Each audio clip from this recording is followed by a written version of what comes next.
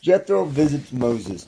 Now Jethro, the priest of Midian and father-in-law Moses, heard of everything God had done for Moses and for his people Israel, and how the Lord had brought Israel out of Egypt. After Moses had sent away his wife Zipporah, his father-in-law Jethro received her, and her two sons. One was named Gershom, for Moses said, I become a foreigner in a foreign land.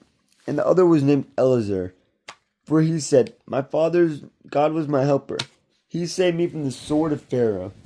Jethro, Moses' father-in-law, together with Moses' son and wife, came to him in the wilderness, where he was camped near the mountain of God.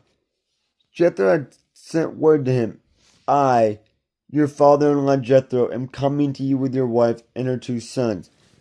So Moses went out to meet his father-in-law and bowed down and kissed him. They greeted each other, and then they went into the tent.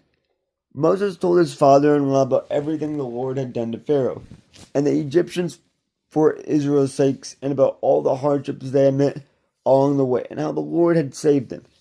Jethro was delighted to hear about all the good things the Lord had done for Israel in rescuing them from the hand of the Egyptians.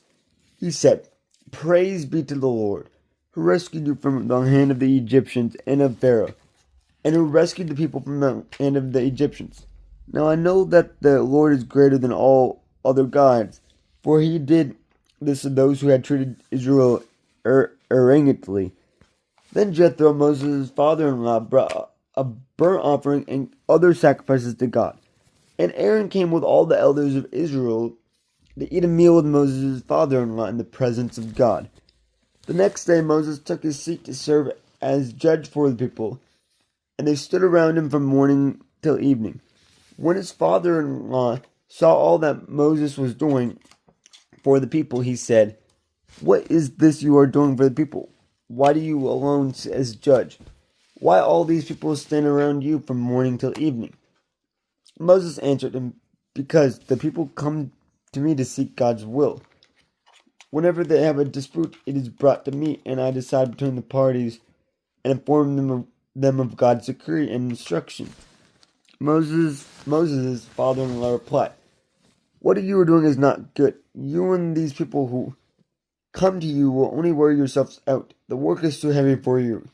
You cannot handle it alone. Listen now to me, and I'll give you some advice.